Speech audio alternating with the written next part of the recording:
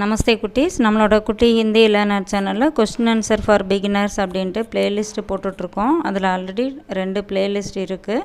இது 3வது பிளேலிஸ்ட்டில் 19th வீடியோ இன்றைக்கி பார்க்கலாம். அதில் என்னென்ன கொஸ்டின்ஸ் இருக்குது, எப்படியெல்லாம் ஆன்சர் பண்ணலாம் அப்படிங்கிறத இந்த வீடியோவில் நம்ம பார்க்கலாம்.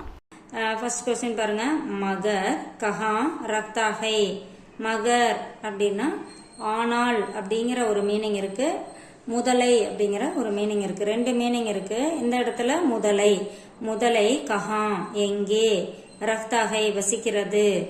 மகர் முதலை, பானி அப்படின்னா தண்ணீர், பானிமே அப்படின்னா தண்ணீரில், ரக்தாகை வசிக்கிறது.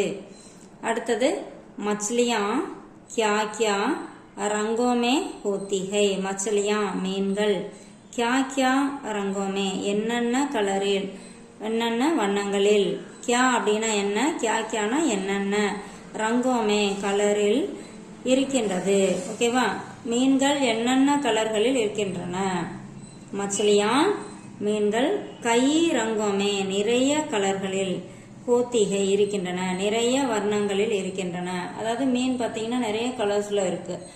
என்னென்ன கலர் அது வந்து நம்ம கவுண்ட்லெஸ், கை ரங்கோமே ஹோத்திகை அப்படின்னு சொல்லியிருக்காங்க. நிறைய கலர்ஸ்ல இருக்கு, அதனால இந்த மாதிரி கொடுத்துருக்காங்க. இப்போ வந்து மச்லியா அப்படிங்கிறது பதிலாக இதில் மோர் நம்ம சொல்லிக்கலாம். மோர்னா பீகாக், பீகாக்லேயும் பார்த்தீங்கன்னா ஒயிட் கலர் கூட இருக்கு.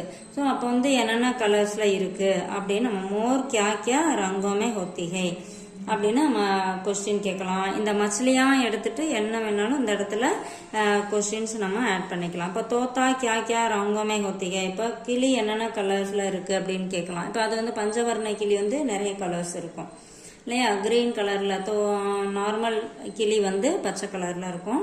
அப்போ இந்த கலர்ஸ் பத்தி கேட்கும்போது இந்த மச்சலியாவுக்கு பதிலாக நம்ம என்ன வேணாலும் இந்த இடத்துல போட்டுக்கலாம். அடுத்தது ஜல்லஸ்தி கஹா ரக்தாகை.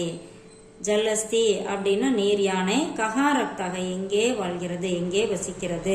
இப்போ ஜல்லஸ்தி பானிமே ரக்தாகை, அதாவது நீர் யானை தண்ணீரில் வாழ்கிறது. இப்போ ஜல்லஸ்தி பானிமே அப்படின்னா தண்ணீரில். இப்போ நீர்நிலைகளில் அப்படின்னு சொல்லணும்னு வச்சுங்களேன்.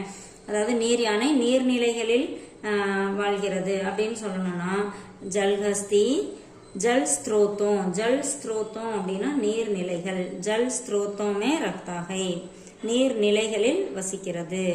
இந்த மாதிரி அதே மாதிரி இந்த ஜல்ஹஸ்தி கஹா ரக்தாகை, இந்த இடத்துல கஹா வரணும். கஹா ரக்தாகை அப்படின்னு நம்ம கேட்கறதுக்கு பதிலாக இந்த ஜல்ஹஸ்திக்கு பதிலாக வேற எது வேணாலும் நம்ம இந்த இடத்துல ஆட் பண்ணிக்கலாம். அடுத்த கொஸ்டின் பாருங்க. மேண்டக் கஹா ரக்தாகை. மேண்டக், மேண்டக்னா தவளை, தவளை எங்கே வசிக்கிறது. மேண்டக் பானிமே और ஜமீன் பர் ரக்தாகை.